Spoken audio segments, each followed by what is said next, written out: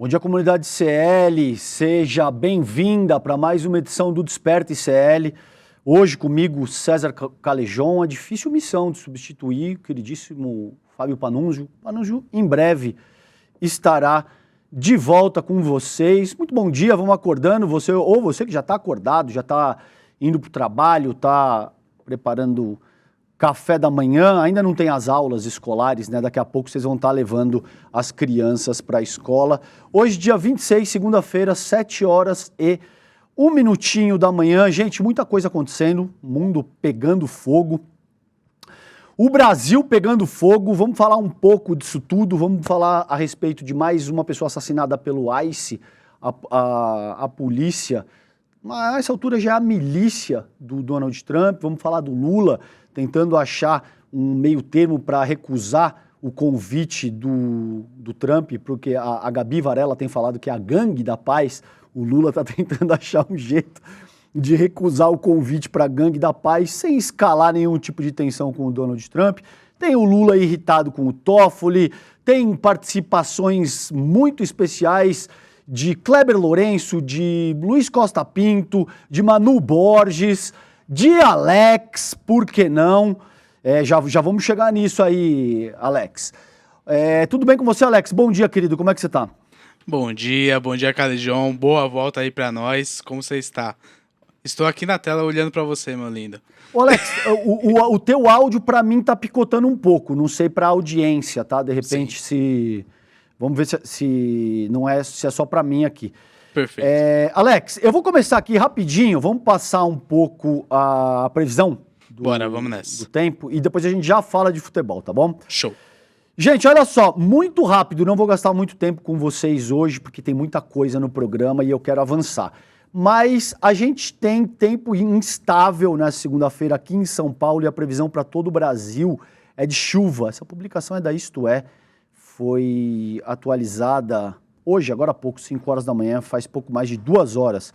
Nesse momento, muito brevemente mesmo, então, gente, 1 minutinho de previsão do tempo. Aqui no Sudeste, o dia será predominantemente de instabilidade, com chuva presente ao longo do dia em São Paulo e na região, tá? Então, você está me ouvindo aqui do Sudeste, pega a sua capa, pega o guarda-chuva, porque deve ter água no caminho.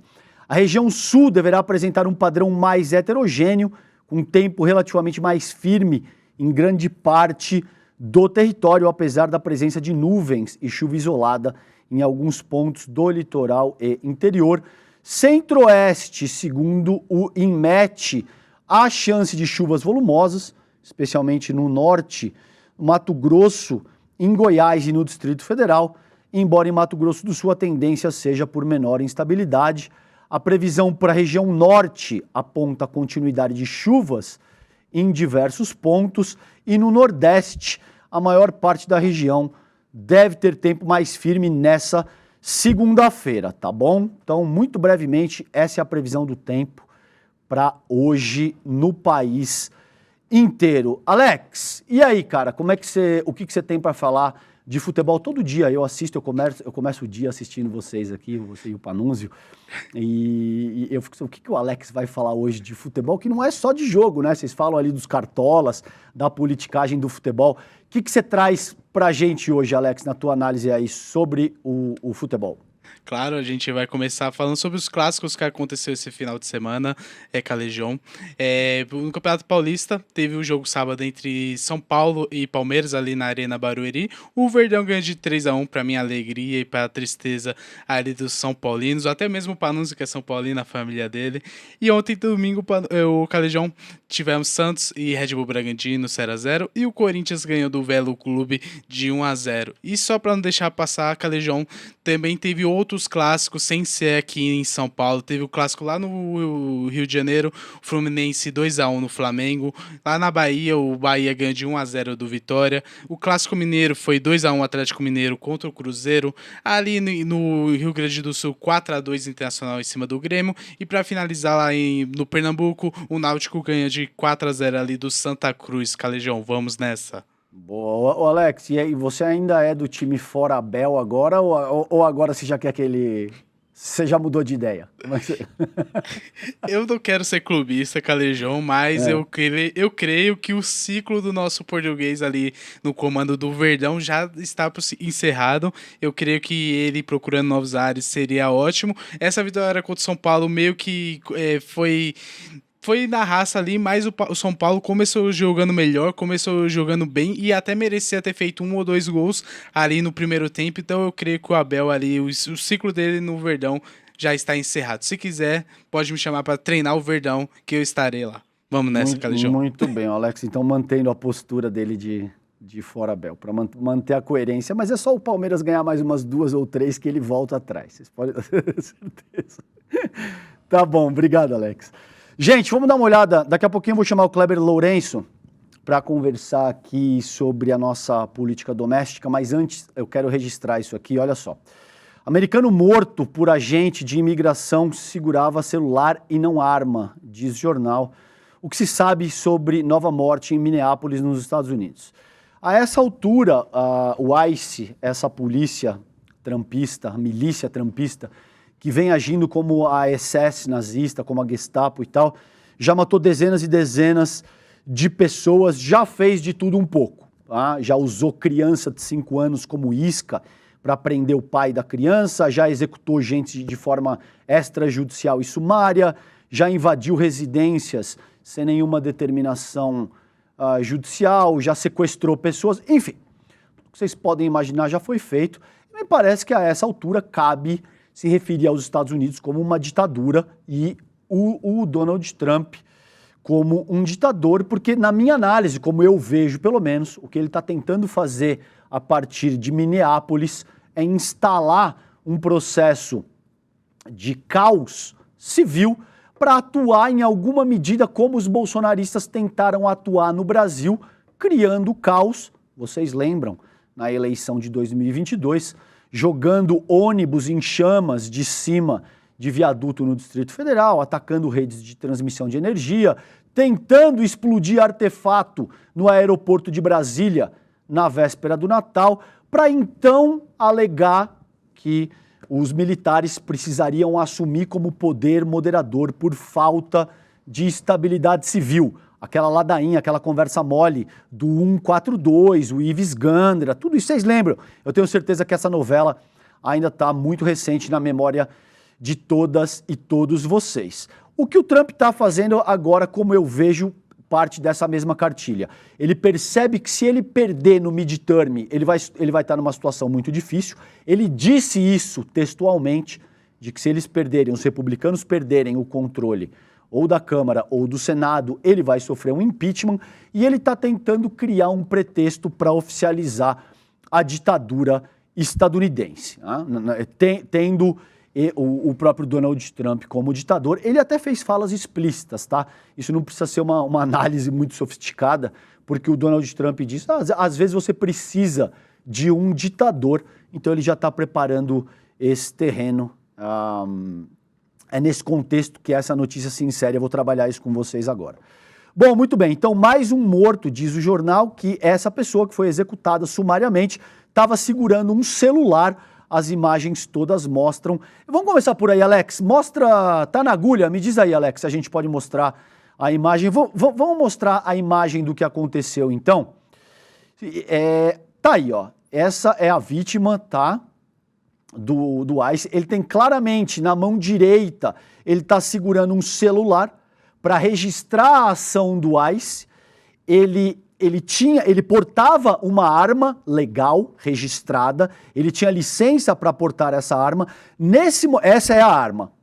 No momento da abordagem, ele é desarmado, as imagens não deixam a menor dúvida a respeito disso. Nesse momento que vocês estão vendo, ele vai ser desarmado e após ser desarmado, ele é executado sumariamente. Tá? É simples assim, isso é o que acontece. Mais uma execução sumária. Eu acho que esse ângulo dá para ver ainda melhor. Tá? Aí, ó.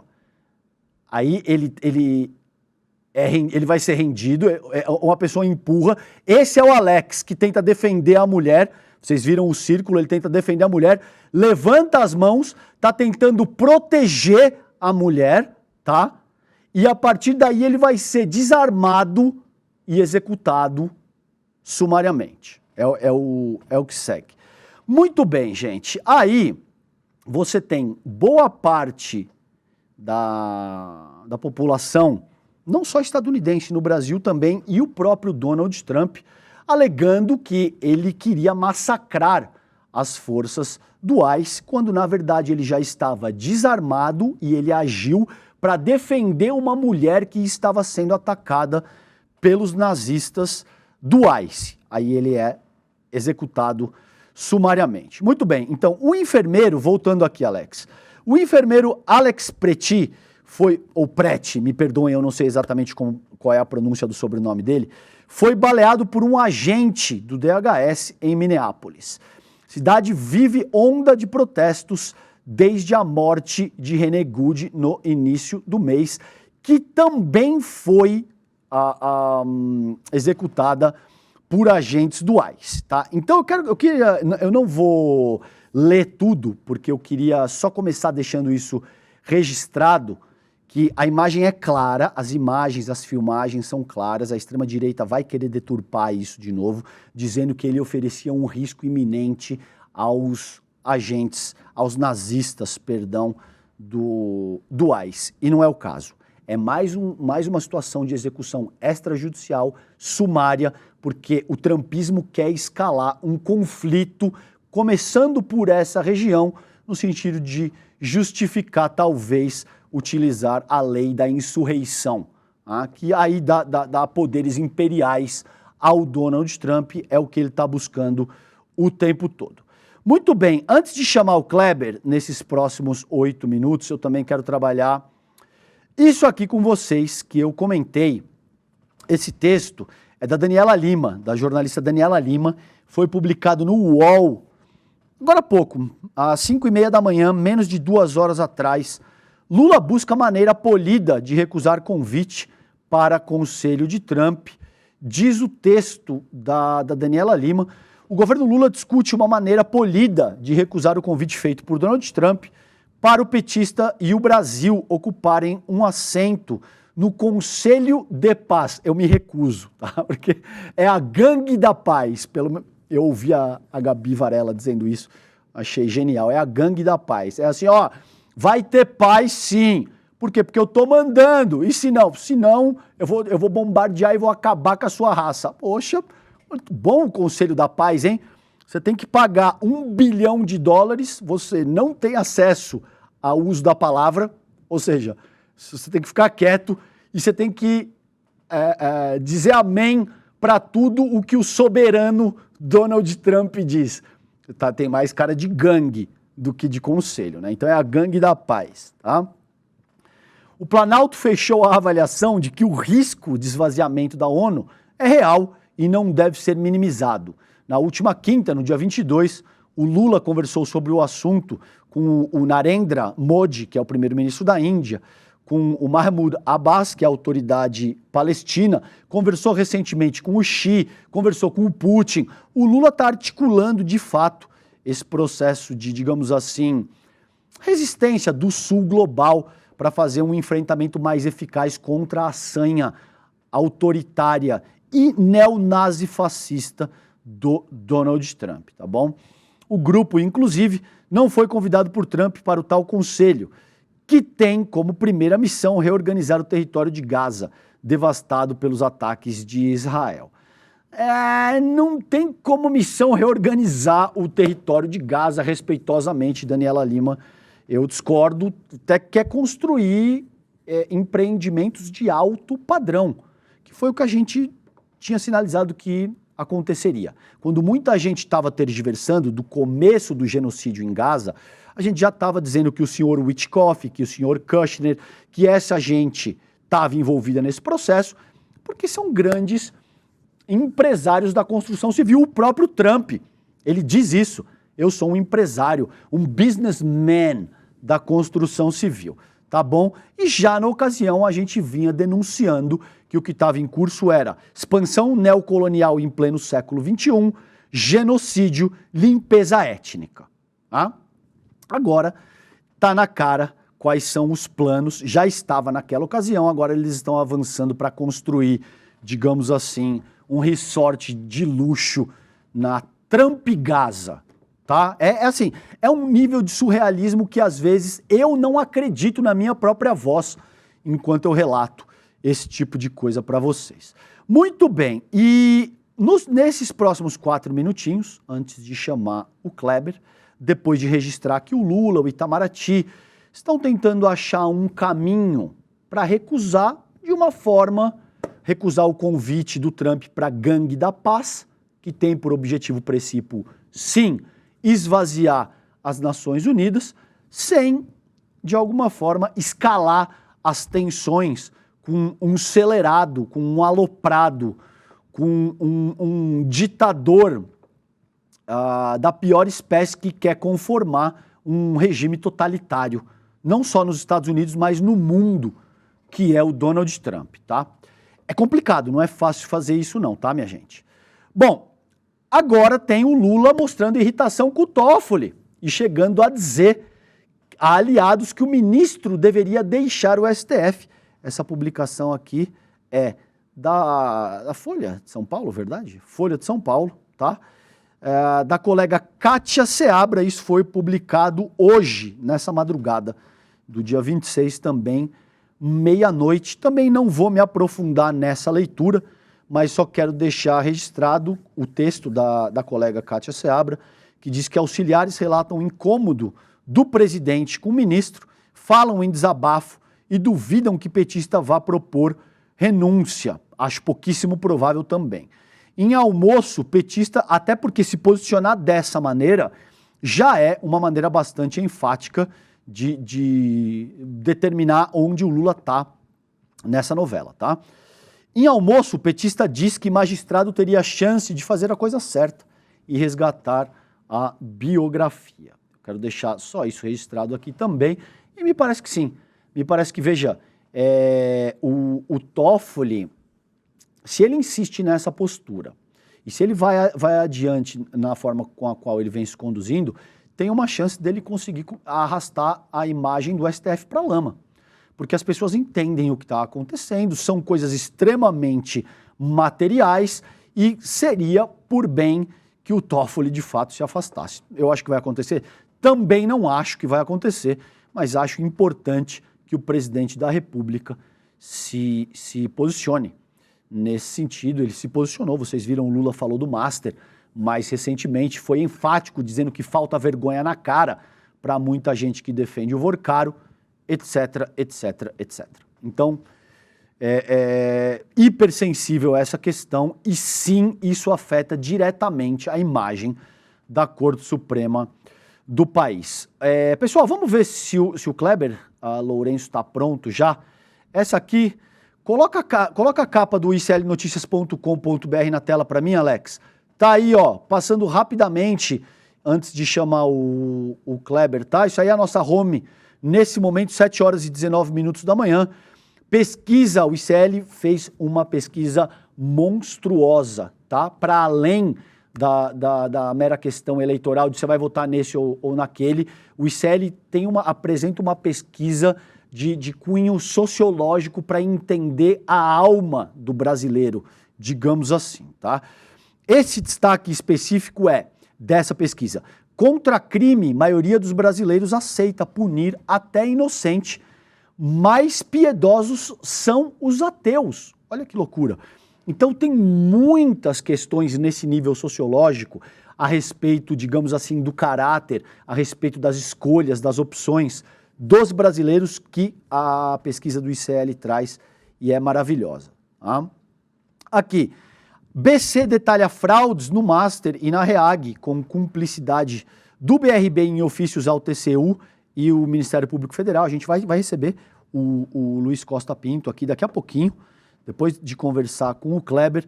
E, no mais, os destaques aí das colunas de Jamil Chad, o próprio Lula, o Lindener Pareto e o time de craques do iclnoticias.com.br sob o comando, a edição do nosso queridíssimo Chico Alves, tá bom? Agora sim, vamos lá, Kleber, vem pra cá, eu vou colocar aqui enquanto eu converso com com o Kleber é essa notícia aqui, ó.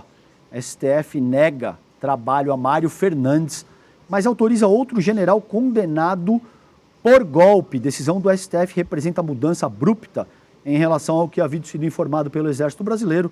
Isso é uma publicação do meu queridíssimo Kleber Lourenço. Kleber, bom dia para você.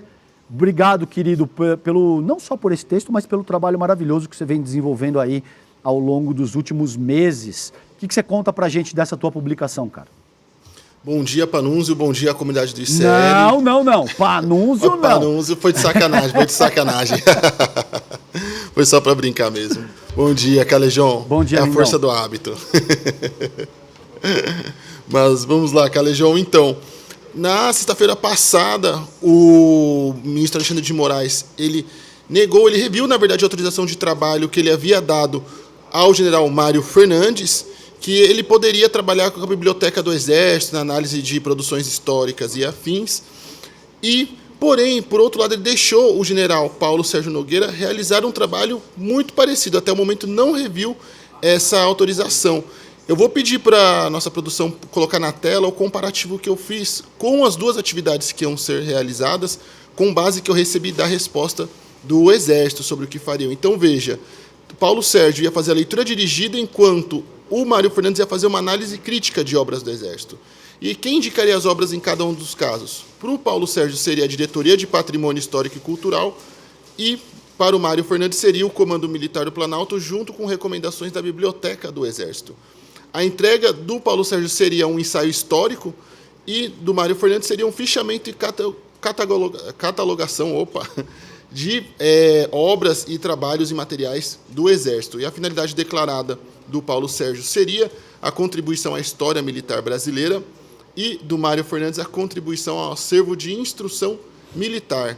Então, veja, são trabalhos muito parecidos, muito semelhantes, porém, no caso do Mário Fernandes, que já estava com o início previsto para os próximos dias, foi revogado, e do Paulo Sérgio ainda não foi revogado. Então, isso é mais um capítulo da série de coisas estranhas que andam acontecendo no gabinete do ministro Alexandre de Moraes sobre esse caso dos militares, Calejão. Ô, Kleber, agora vamos refrescar a memória da nossa audiência aqui. O Mário Fernandes, ele era o responsável pelo punhal verde e amarelo. É isso mesmo, né?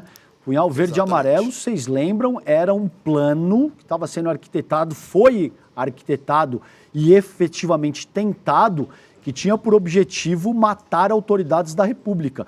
Então, chega a ser assim, é estarrecedor, né, Kleber? Que essas pessoas possam sequer ser consideradas para elaborar qualquer tipo de conteúdo programático, qualquer tipo de conteúdo intelectual para as nossas Forças Armadas. Gente, a gente está falando de uma figura que estava orquestrando assassinatos. É simples assim, falando português claro e sem enrolar, Kleber, é por aí, né?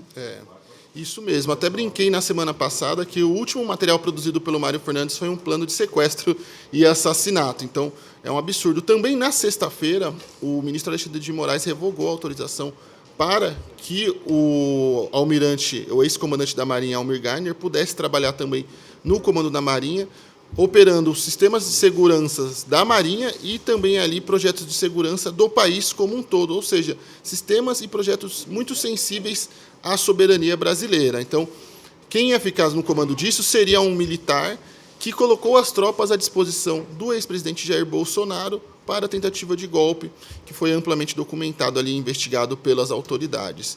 Agora, resta saber se o ministro Alexandre de Moraes também vai revogar a autorização de trabalho deste outro militar, o general Paulo Sérgio Nogueira, também uma vez que tem um escopo de trabalho muito parecido, Calejão. E aí eu trago um bastidor também para você.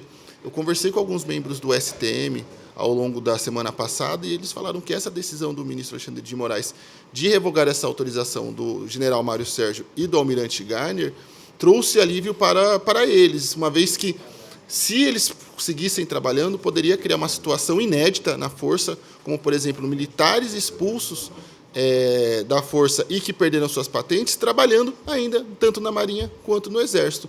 E isso poderia criar mais pressão e mais turbulência nos julgamentos que teremos agora, a partir de fevereiro, que vai avaliar a perda de patente não só do ex-presidente Jair Bolsonaro, como dos demais militares condenados na tentativa de golpe.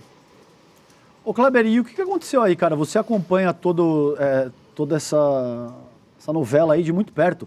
O que aconteceu aí? O STF falhou em deliberar de uma forma mais detalhada, que dissesse, ok, pode trabalhar, existe o processo de remissão de pena ou de progressão de regime depois de 1/3 da pena cumprida, mas as atividades permitidas já naquela ocasião deveriam ter sido melhores detalhadas. Como é que você avalia isso? O que aconteceu aí, cara?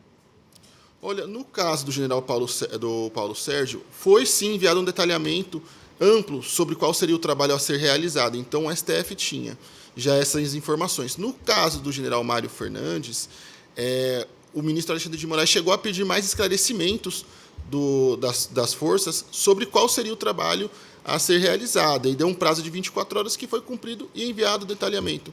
No caso do Almir Garner, ele já fez o pedido e o comando da Marinha já enviou qual seria o trabalho. Então, meio que o comando da Marinha já foi sugerindo qual trabalho seria realizado pelo almirante. Então, nesse caso, eu acho que foi uma péssima avaliação, porque tudo bem que a lei de execuções penais permite que um condenado possa fazer o trabalho para redução de pena. Isso é normal, está na lei e é garantido. Porém, você precisa ter coerência nessa aplicação. Você, por exemplo, não pode colocar, por exemplo, um agressor de mulheres para trabalhar em casas de acolhimento ou outros tipos de criminosos para trabalhar em áreas sensíveis ali ou correspondentes aos crimes que eles cometeram. É a mesma coisa desses militares. Não tem como você colocar militares condenados por uma tentativa de golpe ou para operar em sistemas sensíveis ao Estado brasileiro, ou na educação e doutrinação de militares. Então, veja só o absurdo.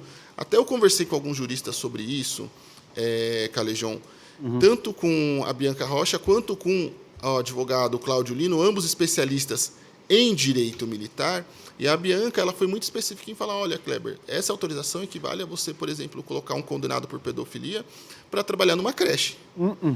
Então, veja só, os especialistas em direito militar já apontam também o escândalo dessa decisão sobre isso. E eles acreditam muito, esses dois especialistas com quem eu conversei, Calejão, que muito provavelmente o ministro Alexandre de Moraes vai sim rever também a autorização do general Paulo Sérgio Nogueira. Muito que bem, não faz o menor sentido, e essa metáfora que você estabeleceu, que você está relatando que te estabeleceram, é absolutamente perfeita. Olha só, sabe por que isso é importante? Ô, Alex, pega aquela imagem de uma abordagem acontecendo na praia. Kleber, isso aqui, veja, a gente já vem de um contexto no qual amplas parcelas das nossas Forças Armadas participaram de uma tentativa de golpe de Estado. A gente tem um contexto no qual o ICE, nos Estados Unidos, está agindo como uma milícia particular no Trump. A gente sabe que, infelizmente, pelo menos a meu ver, infelizmente, o que acontece nos Estados Unidos ganha uma ressonância brutal no Brasil. Kleber, isso aí é Guarujá, há alguns dias. É um GCM abordando um trabalhador com ambos os GCMs com o rosto tapado por máscaras, de alguma forma já imitando a estética que o ICE está adotando nos Estados Unidos. Agora eu te pergunto, meu caro, por que GCM no litoral do estado de São Paulo precisa tapar o rosto, precisa agir omitindo a própria identidade, como se fosse um grupo especial que lida com criminosos super perigosos e que, portanto, precisa preservar a identidade. Entende? Então, esse teu trabalho é importantíssimo, porque existe um processo de golpe ainda em curso e que passa pela doutrinação das nossas Forças Armadas. Obrigado pelo teu trabalho e obrigado por jogar a luz por uma questão tão importante da nossa organização social nesse momento, Kleber. Imagina, Calejão, que eu agradeço também a comunidade do ICL. E só uma última coisa importantíssima que eu queria fazer também um lembrete, mandar um feliz aniversário para minha esposa, foi aniversário dela no sábado, mas como comemorar antes da azar, então faço hoje na segunda-feira. Boa. E um bom dia também para a comunidade do ICL. Valeu, Lindão. Um beijo grande para ela, um beijo grande para você também. Obrigado e até mais. Beijo. Gente, o nosso Lula tá pronto já, Alex? Como é que estamos aí? Opa, vinhetinha, esqueci, a Helga me lembrou. Vamos de vinhetinha, vamos lá.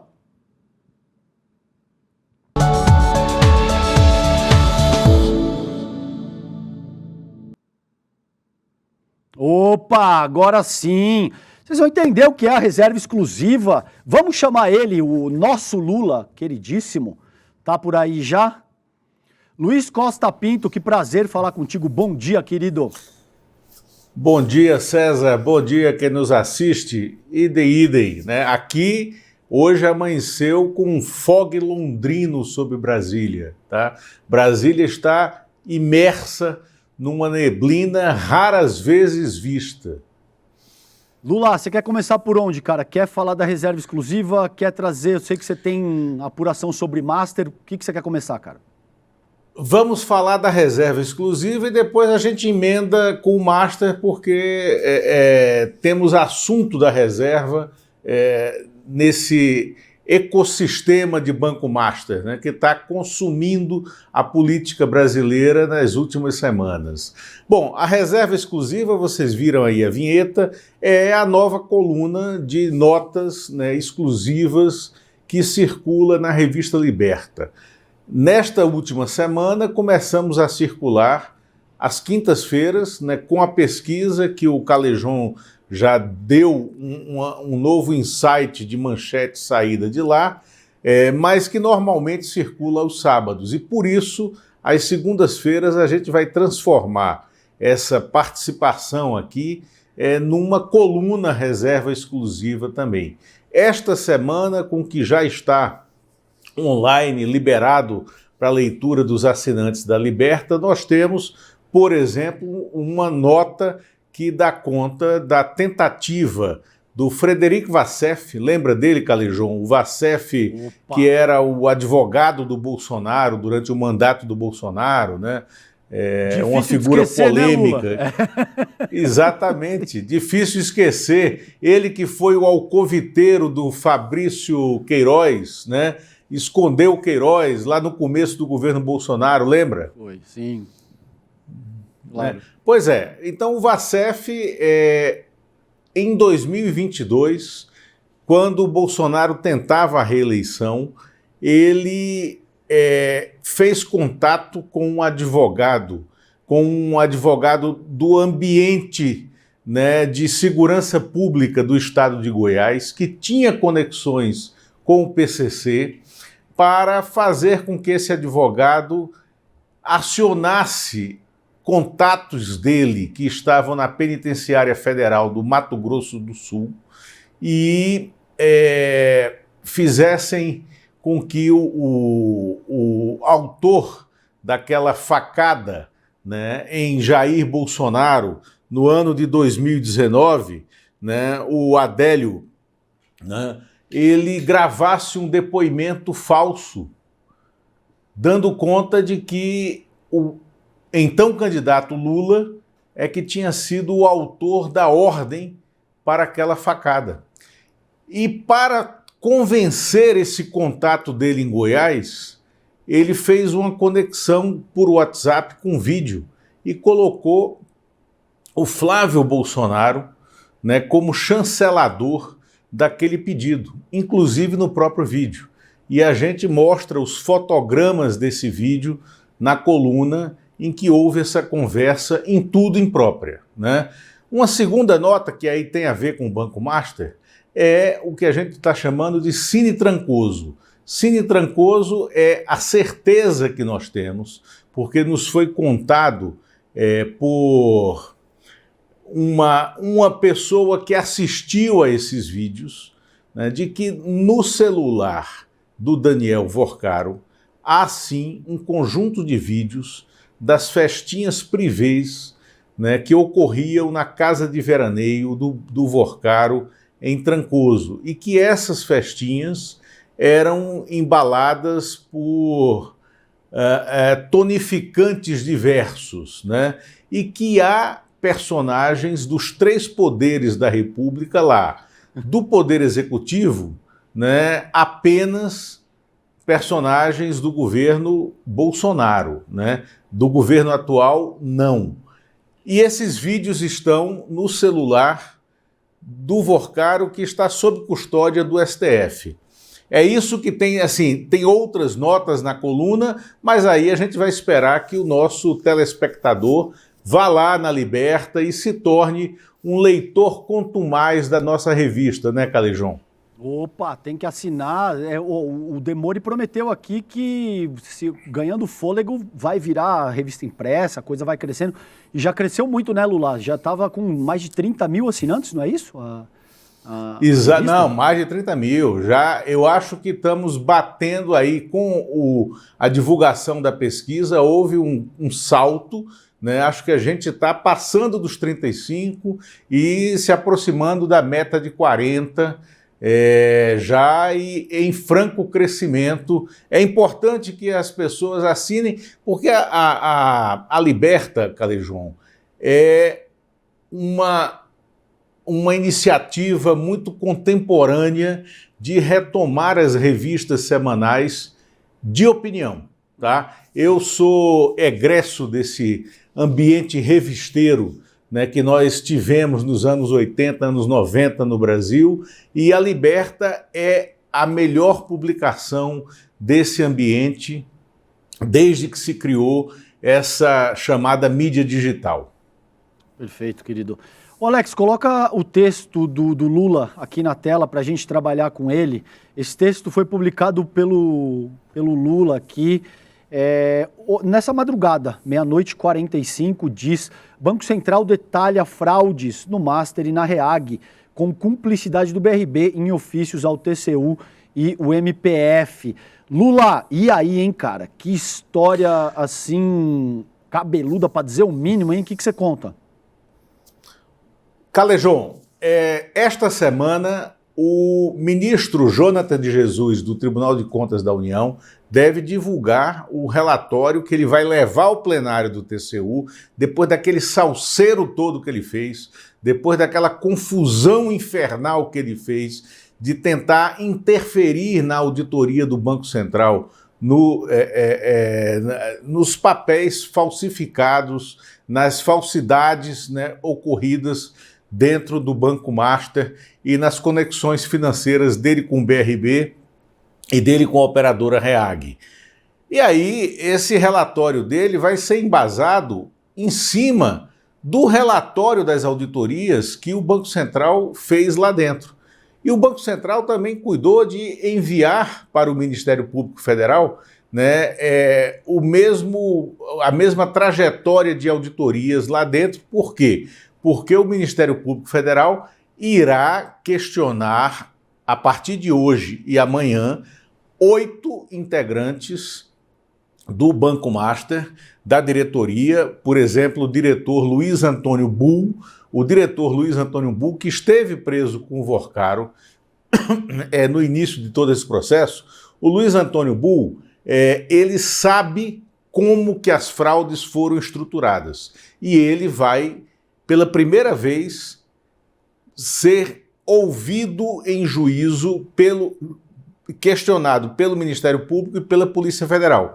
E também o Augusto Lima, sócio do Vorcaro, né, e que estava na origem do Banco Master, quando ele deixa de se chamar Banco Máxima e vira Banco Master, que foi preso com o Vorcaro também naqueles primeiros 12, 13 dias em que estiveram na cadeia, e ele vai também prestar esse depoimento à luz desses relatórios.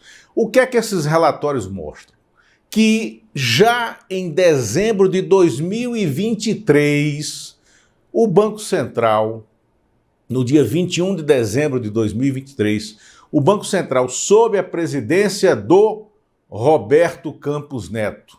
Roberto Campos Neto não está de corpo presente nesses ofícios do Banco Central, mas é a personalidade impector de todo o texto, né? E isso fará com que ele, esta semana, se torne um personagem desse caso. Porque desde 2023, o Banco Central já tinha convicção de que o Banco Master não sustentava as suas operações. Começa o ano de 2024, ainda com Roberto Campos Neto como presidente do Banco Central, e durante todo o primeiro semestre de 2024, o Banco Central, a área técnica do Banco Central, joga luz sobre a numeralha do Banco Master e diz o seguinte: esse banco não tem liquidez, ele não pode cumprir com seus compromissos. Se o Banco Central tivesse tomado ali a decisão política de fazer a intervenção, a gente não tinha chegado a esse momento que nós chegamos de descoberta dessas fraudes financeiras. Porém, no segundo semestre de 2024, ainda sob a presidência do Roberto Campos Neto no Banco Central, o Banco Central decide dar algumas chances ao Banco Master para que ele mostre alguma saúde financeira, o que não acontece. E abre o caixa do Banco Central, do redesconto do Banco Central, para que o Master pegue empréstimos e comece a liquidar operações diárias no redesconto junto ao Banco Central. No início, o Banco Master começa a fazer esse redesconto, mas depois ele perde o fôlego.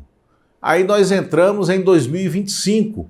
O Roberto Campos Neto sai de cena, o Gabriel Galípolo assume o Banco Central, mas já com vários compromissos firmados pelo Campos Neto, né, para tentar fazer, e aí os compromissos não podiam ser rompidos, né, o Banco Central tinha que esperar, né, os movimentos que o Master iria fazer no mercado. E que movimento foi esse? O principal, a tentativa de ser vendido para o BRB.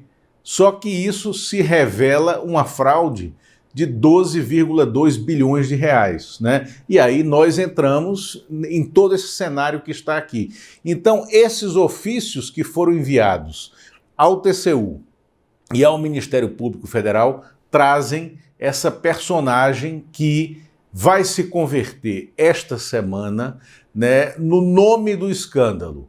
Roberto Campos Neto, porque durante a gestão dele no Banco Central, né, não foi empreendida uma fiscalização de fundo, né, na instituição que estava já quebrada em 2023, Banco Master, né? E aí vamos lembrar, Calejão, que neste fim de semana, 2 ex-presidentes do Banco Central, da época do governo Fernando Henrique, Armínio Fraga e Gustavo Franco, escreveram artigos nos jornais Folha de São Paulo e o Globo, dizendo que o Banco Central tinha que ser mais enérgico no caso do Banco Master. Mas não trazem o nome do Campos Neto, né? O Campos Neto segue nos artigos dele como um sujeito oculto, né, daquilo que eles deveriam cobrar. Mas não posso deixar de te perguntar, porque eu estou vendo alguns jornalistas e juristas avançando a tese de que o Vorcaro seria o chefe da quadrilha criminosa e que, portanto, por lei, ele não poderia celebrar um acordo de delação, por exemplo. Como é que você avalia isso? Um minutinho para você falar sobre isso, se você acredita que vem aí uma delação do Vorcaro ou isso é pouco provável. Como é que você entende isso? Perfeito, Calejão. Na semana passada, no final da semana, isso foi veiculado como uma possibilidade. Entre os advogados houve uma discussão disso. A saída do mais antigo advogado dele da causa, que era o Valfrido Vardi, não teve relação com isso, tá? É porque o Valfrido Vardi advogava para a área civil, administrativa, e essa área acabou na hora que há a liquidação, né? E o Vorcaro precisou concentrar os seus pagamentos.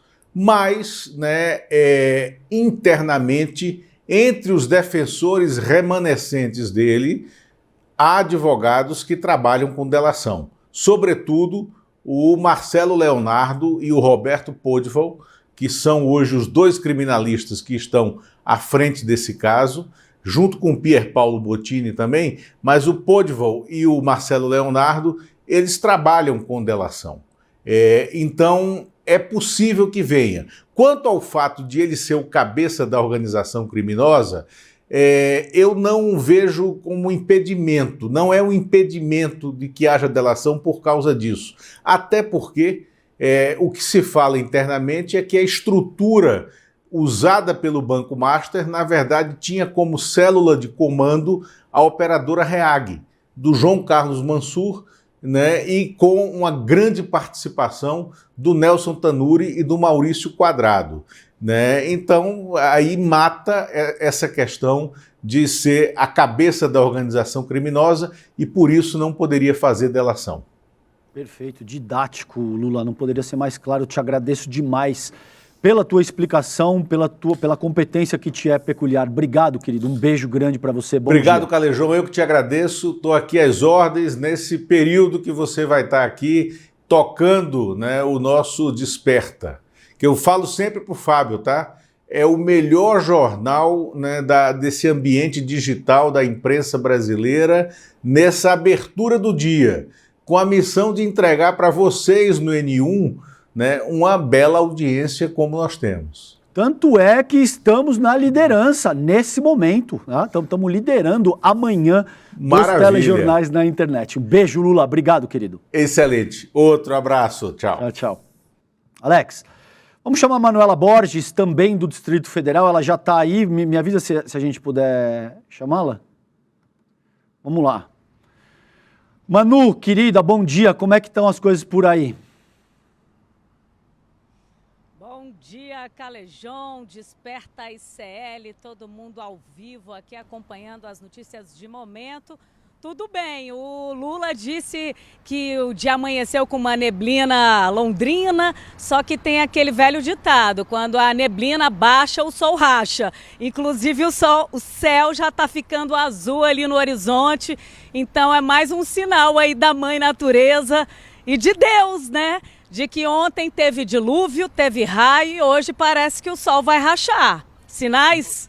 Vamos mostrar essa imagem, vamos aproveitar a deixa, Alex, da Manu para mostrar essa imagem do que aconteceu ontem durante a caminhada do Nicolas Ferreira. Vamos lá.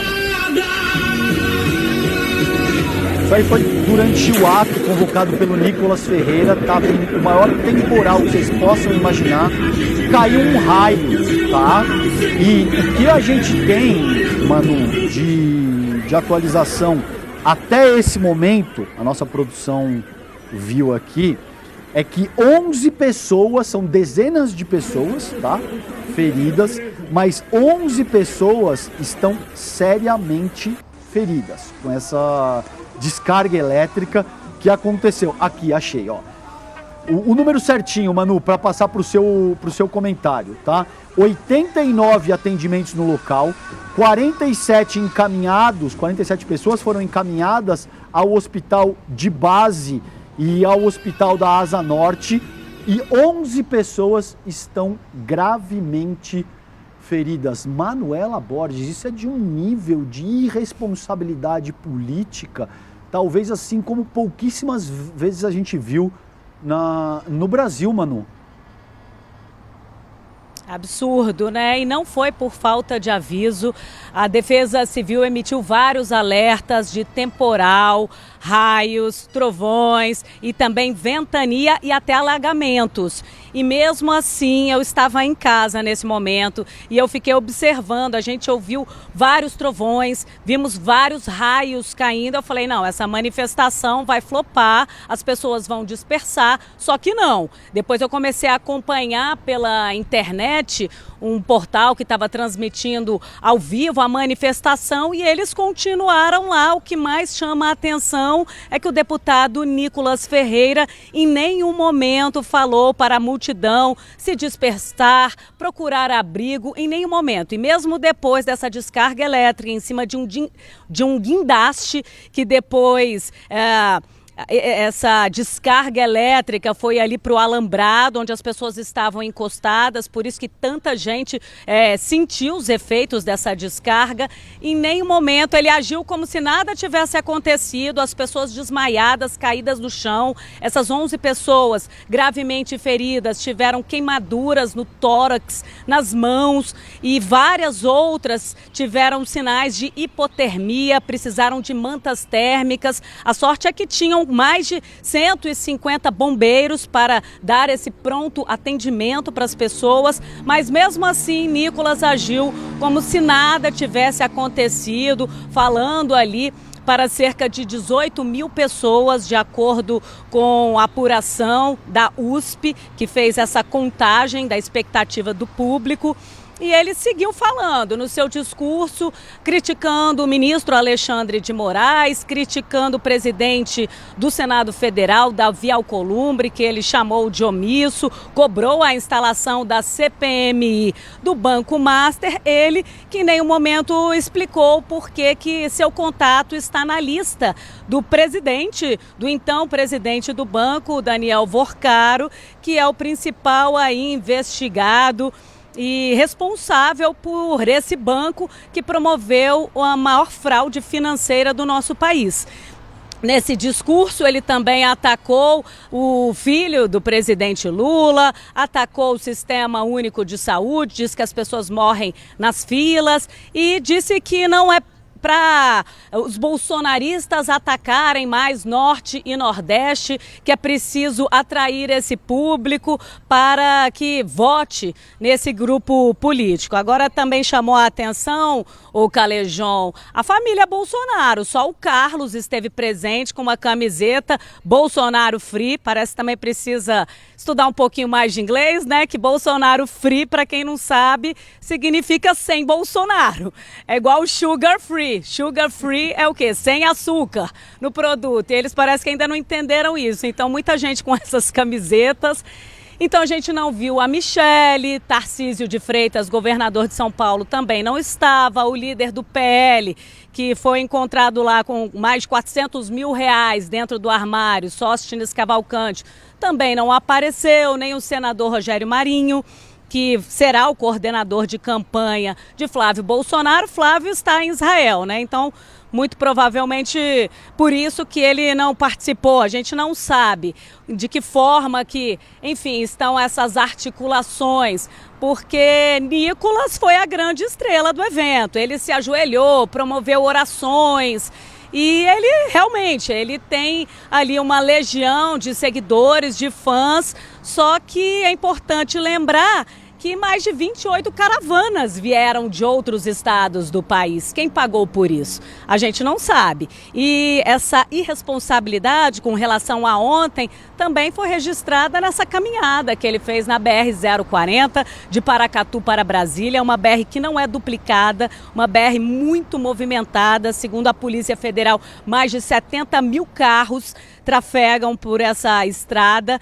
E ele promoveu essa manifestação mesmo com alerta da PRF de que era perigoso. Até helicóptero pousou nessa BR, eles promoveram alguns bloqueios, muito trânsito, muita gente reclamando de que teve engarrafamentos para chegar em Brasília, porque ali havia de acesso para várias cidades que ficam no entorno goiano. Então esse é o saldo, Calejão, e hoje parece que o sol vai rachar. Ô Manu, e aí eu não sei se, muito provavelmente você não tem esse dado nesse momento, mas o que me preocupa, até para a gente trabalhar eventualmente no N1 e ao longo da nossa programação durante o dia, entre essas 8, 11 pessoas que estão mais seriamente feridas, se existe alguém com risco de morte, se existe alguma questão que demande maior atenção, porque de fato seja um caso mais grave. Você tem alguma coisa nesse momento ou a gente ainda não sabe isso? Olha, de acordo com o último boletim divulgado pelo Corpo de Bombeiros, ninguém corre o risco de morrer. Apesar de Nicolas não ter feito esse alerta e nem se solidarizado lá no ato, mas ele logo depois, quando terminou essa manifestação e ele viu que várias pessoas ficaram gravemente feridas, ele foi até os hospitais para se solidarizar. Claro que ele sabia que a imprensa estaria lá, que ele também teria todos os holofotes. Ele aproveitou para criticar a cobertura da imprensa, que não acompanhou a sua caminhada de Paracatu para Brasília, apenas 2 veículos, segundo ele, fez novos ataques e aí ganhou mais holofotes, né?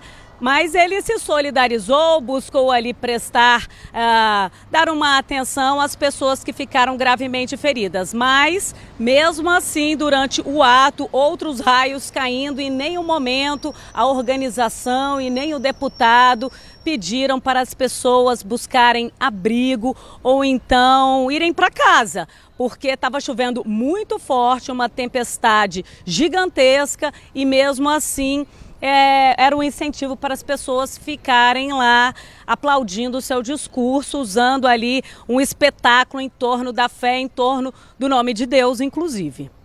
Faz sentido, né, Manu? Para quem trata o seu próprio público como gado, faz sentido você expor as pessoas a todos os tipos de riscos, independentemente da condição climática, sem considerar nada, sem avisar a DENIT, sem avisar as forças competentes que você está organizando o ato numa via pública que é perigosíssima. As pessoas poderiam ter sido atropeladas, foram atingidas por raios, dezenas de pessoas feridas.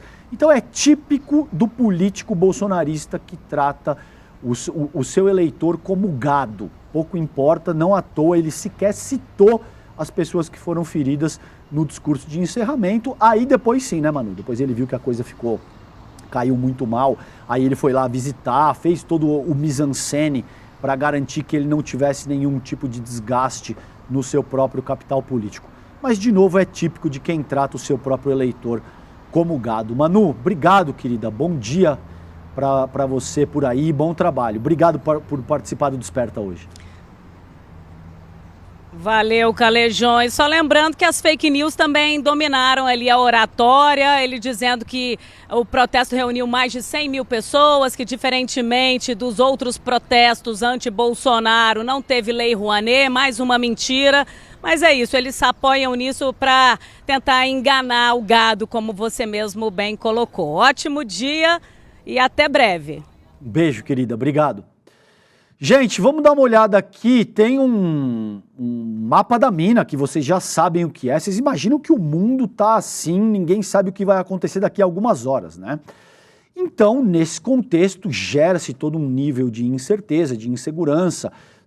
As pessoas guardam dinheiro a vida inteira, não necessariamente querem deixar num investimento tão ruim como caderneta de poupança, e para investir elas precisam entender minimamente como funciona o mercado financeiro, quais são os investimentos mais seguros, mais rentáveis, enfim, aonde botar aquela sua suada bufunfa que você ganhou ao longo da vida. Aí é que entra o Mapa da Mina 2026.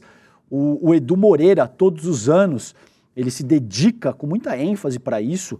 Ele, o time, a Débora Maganha, o time aqui do ICL, a gente olha para isso com muito cuidado. E assim, você sabe que eu estava ouvindo que o Edu acertou tudo ano passado e tal, e eu fui verificar os indexadores, dólares, juros e tal, acertou tudo, tá? Não é porque é do ICL, não, e não tem como fingir esse tipo de coisa. Tá lá, é dado, material, é só vocês olharem o que de fato foi antecipado, aconteceu ao longo do ano passado. Então o Mapa da Mina tem muita credibilidade no sentido de fazer esse escrutínio sobre o funcionamento do mercado financeiro e oferecer elementos para que vocês possam tomar boas decisões. Quando é, gente? Dia 29 aí, ó, de janeiro, quinta-feira, 20 horas, 8 horas da noite, quinta-feira, agora. Inscreva-se nesse link aqui, ó, despertaicl.com.br ou através do William De Luca, faz isso melhor do que eu. Ali, ó, do outro lado aí, vocês já viram, é só apontar pro QR Code agora, mas não enrola, gente, não vai deixar, daqui a pouco eu faço. Gente, isso aí deve levar literalmente 30 segundos, despertaicl.com.br, já faz agora, não vai perder isso aí, porque são as melhores dicas, previsões, análises que vocês podem ter para, de fato, saber onde, como e quando botar o teu suado dinheirinho, tá bom? Eu fico por aqui hoje, beijo grande para vocês. Aí, garoto, Alex ficou feliz entregando para o queridíssimo N1, sob o comando da Vivian Mesquita e o time de craques, olha aí, ó, na liderança. Chama o líder, Vivian Mesquita, um beijo pra vocês, bom N1, até amanhã, gente, tchau, tchau. O cenário econômico brasileiro viveu um dos períodos mais imprevisíveis dos últimos anos. E quem continuou se guiando pelas mesmas velhas recomendações da Faria Lima, dos gerentes e dos influencers, ficou para trás. Mas existe um jeito de se preparar sem depender de promessas milagrosas nem dos gurus de mercado. No dia 29 de janeiro, às 8 horas, eu, Débora Maganha, vou estar ao lado do Eduardo Moreira para apresentar o Mapa da Mina de 2026. Uma aula gratuita que já virou um clássico e te mostra como navegar pelo ano que começa. Quais setores têm potencial real? O dólar deve pressionar ou aliviar? Quais investimentos merecem atenção e quais você deve evitar? Vamos te entregar essa clareza toda.